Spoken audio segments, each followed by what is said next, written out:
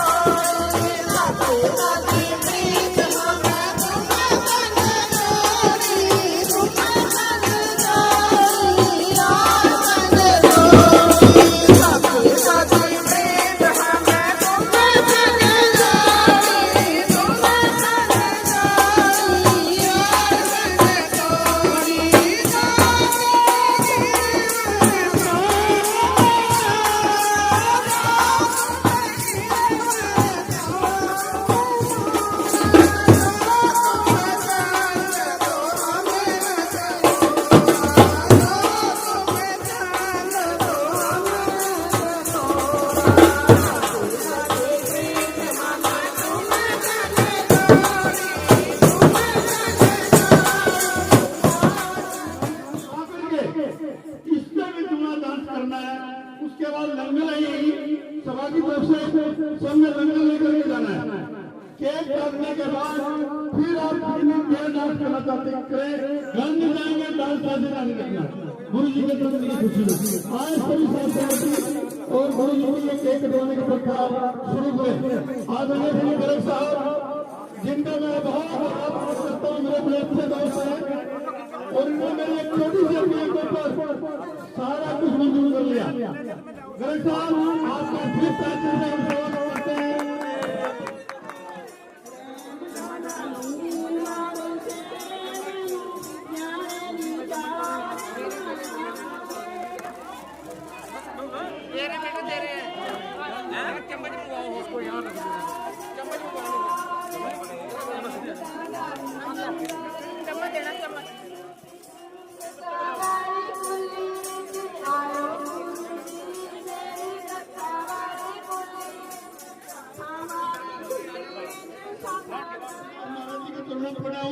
और गवर्नमेंट नौकरी लगी है। बधाई हो सुरेश भाई, आपका परिवार इसी तरह तरक्की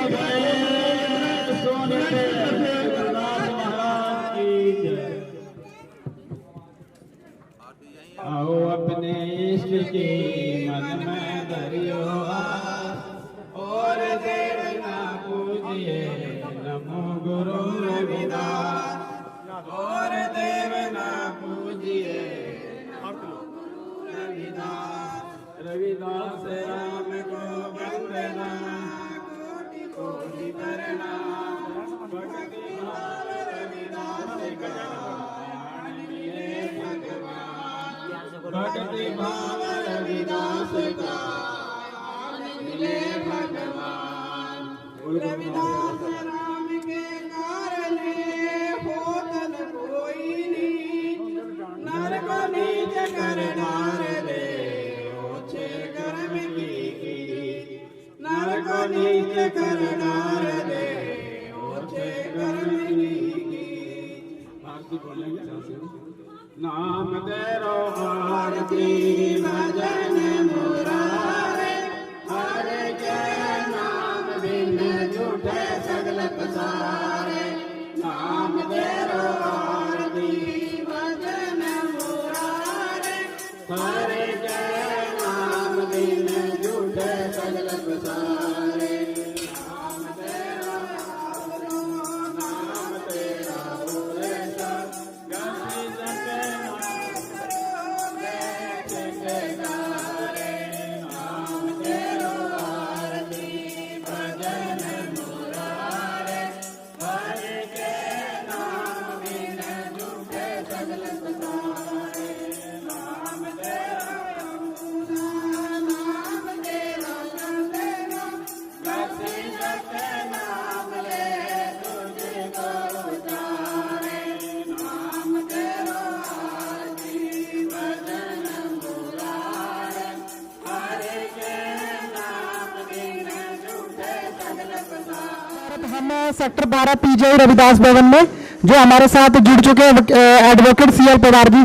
सर, आप सतगुरु रविदास जी महाराज के बारे में क्या कहना चाहोगे लोगों को? मैं ਅੱਜ ਦੇ ਸ਼ੁਭ ਦਿਹਾੜੇ ਤੇ ਪਹਿਲੇ ਤਾਂ ਸਾਰਿਆਂ ਨੂੰ ਬਹੁਤ ਮੁਬਾਰਕਬਾਦ ਦਿੰਦਾ ਆਪਣੀ ਤਰਫੋਂ ਆਪਣੇ ਪਰਿਵਾਰ ਦੀ ਤਰਫੋਂ ਆਪਣੇ ਸਮਾਜ ਦੀ ਤਰਫੋਂ। ਅਸੀਂ ਗੁਰੂ ਮਹਾਰਾਜ ਗੁਰੂ ਰਵਿਦਾਸ ਮਹਾਰਾਜ ਜੀ ਦਾ 644ਵਾਂ ਜਨਮ ਦਿਨ ਅੱਜ ਇਕੱਲੇ ਭਾਰਤ ਵਿੱਚ ਨਹੀਂ ਸਾਰੇ ਵਰਲਡ ਵਿੱਚ ਇਹ ਜਨਮ ਦਿਨ ਮਨਾਇਆ ਜਾ ਰਿਹਾ। ਗੁਰੂ ਰਵਿਦਾਸ ਮਹਾਰਾਜ ਨੇ ਸਾਨੂੰ ਬਹੁਤ ਚੰਗੇ ਸੰਦੇਸ਼ ਦਿੱਤੇ ਹੈ, ਸਾਨੂੰ ਕਿਰਤ ਕਰਨ ਦੀ ਔਰ ਸਾਨੂੰ ਇਕੱਠੇ ਰਹਿਣ ਦੀ, ਸਾਨੂੰ ਆਪਸ ਵਿੱਚ ਮਿਲ ਜੁਲ ਕੇ ਰਹਿਣ ਦੀ ਇੱਕ ਬਹੁਤ ਵੱਡੀ ਸਿੱਖਿਆ ਦਿੱਤੀ ਹੈ।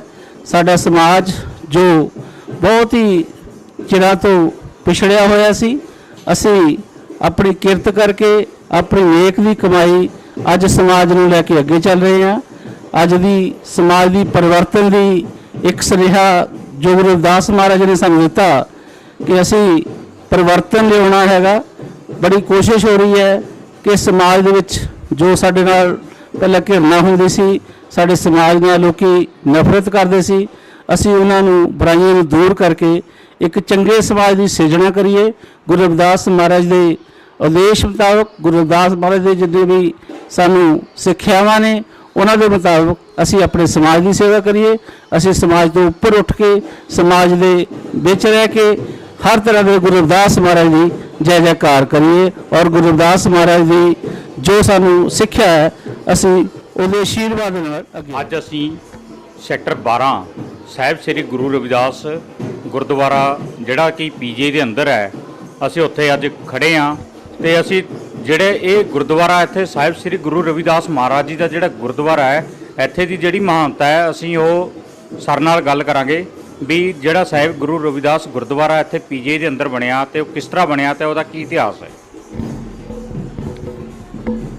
श्री गुरु रविदास महाराज जी का एक गुरुद्वारा भवन बहुत साल पहला इसनों मतलब पीजीआई के ਕੰਪਲੈਕਸ ਦੇ ਵਿੱਚ एक छोटा ਜਿਹਾ ਲੈਂਟਰ ਉਸਾਰਿਆ ਗਿਆ ਸੀ, ਜਿਸ ਨੂੰ ਉਸ ਵੇਲੇ ਦੇ ਐਡਮਿਨਿਸਟ੍ਰੇਟਰ ਨੇ ਇਹ ਕਹਿ ਕੇ ਕਿ ਪ੍ਰਵਾਨਗੀ ਨਹੀਂ ਲਈ, ਇਸ ਨੂੰ ਡਿਮੋਲਿਸ਼ ਕਰਤਾ ਗਿਆ ਸੀ। ਫਿਰ ਵੀ ਇਸ ਵਿੱਚ ਉਸ ਵੇਲੇ ਦੇ ਮਹਾਨ ਸਾਡੇ ਨੇਤਾ ਜਿਹੜੇ ਕਿ ਗੁਰੂ ਰਵਿਦਾਸ ਜੀ ਮਹਾਰਾਜ ਦੇ ਚਰਨਾਂ ਨਾਲ ਸਾਰੀ ਉਮਰ ਜੁੜੇ ਰਹੇ ਹਨ। ਮੇਰੀ ਮੁਰਾਦ ਚੌਧਰੀ ਜਗਜੀਤ ਸਿੰਘ ਜੀ ਜਿਹੜੇ ਉਸ ਵੇਲੇ ਕੈਬਨਿਟ ਮੰਤਰੀ ਸਨ, ਉਹਨਾਂ ਨੂੰ ਅਸੀਂ ਨਾਲ ਲਿਆ ਕੇ ਕਿਹਾ ਕਿ ਇਹ ਬੜੀ ਸ਼ਕਤੀ ਵਾਲੀ ਥਾਂ ਹੈ, ਪਵਿੱਤਰ ਥਾਂ ਹੈ, ਗੁਰੂ ਜੀ ਦਾ ਇਹ ਸਥਾਨ ਜਿਹੜਾ ਇਹਨੂੰ ਬਣਵਾਇਆ ਜਾਏ। ਉਹ ਭਾਵੇਂ ਪੰਜਾਬ ਦੇ ਮੰਤਰੀ ਸਨ, ਇਹ ਯੂਟੀ ਦਾ ਸੀ, ਪਰ ਉਹਨਾਂ ਨੇ ਆਪਣੀ ਐਫਰਟਸ ਦੇ ਨਾਲ ਪੰਜਾਬ ਦੇ chief minister captain Amarinder Singh ji ਦੀ ਪਹਿਲੀ ਮੀਟਿੰਗ ਹੋਈ ਸੀ, ਉਹਦੇ ਵਿੱਚ ਉਹਨਾਂ ਨੇ ਪਾਸ ਕਰਵਾਇਆ।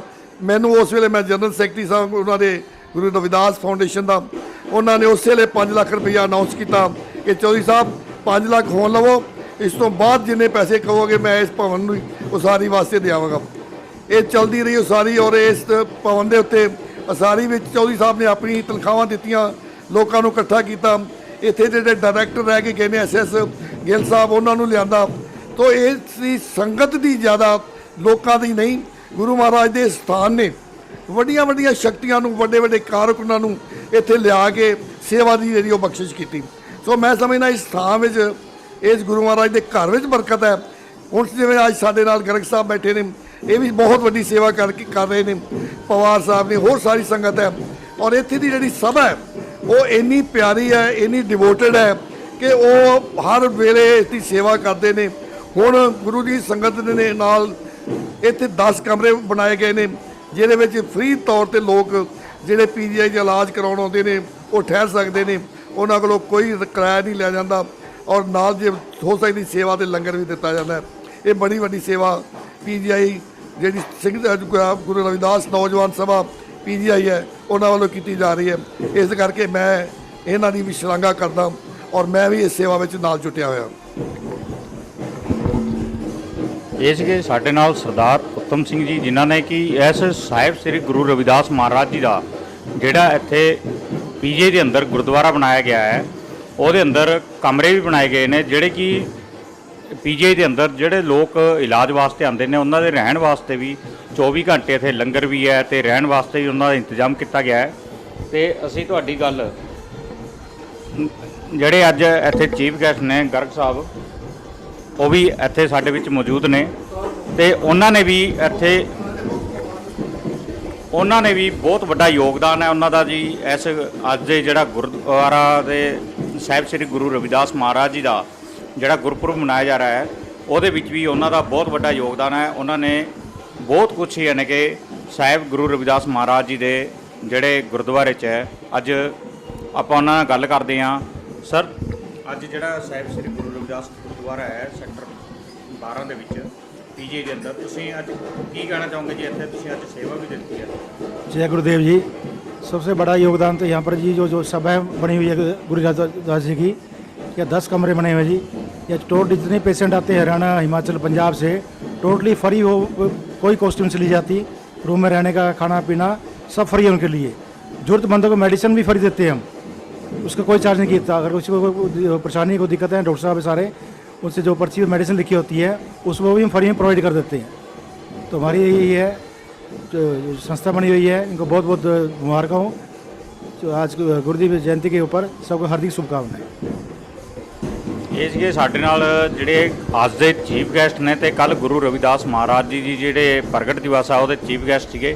ਉਹਨਾਂ ਨੇ ਵੀ ਇਹੀ ਗੱਲ ਦੱਸੀ ਹੈ ਕਿ ਜਿਹੜਾ ਸੈਕਟਰ 12 ਦੇ ਅੰਦਰ ਸਾਹਿਬ ਸ੍ਰੀ ਗੁਰੂ ਰਵਿਦਾਸ ਮਹਾਰਾਜ ਜੀ ਦਾ ਜਿਹੜਾ ਗੁਰਦੁਆਰਾ ਹੈ ਪੀਜੀਆਈ ਦੇ ਅੰਦਰ ਹੈ, ਤੇ ਜਿਹੜੇ ਲੋਕ ਇੱਥੇ ਬਹੁਤ ਲੋਕ ਨੇ ਜਿਹੜੇ ਪੰਜਾਬ, ਹਰਿਆਣਾ, ਹਿਮਾਚਲ ਤੋਂ ਔਰ ਦੂਰੋਂ ਦੂਰੋਂ ਲੋਕ ਇਲਾਜ ਵਾਸਤੇ ਆਉਂਦੇ ਨੇ, ਉਹਨਾਂ ਦੇ ਰਹਿਣ ਵਾਸਤੇ ਇਸ ਗੁਰਦੁਆਰੇ ਦੇ ਅੰਦਰ ਜਗ੍ਹਾ ਵੀ ਹੈ।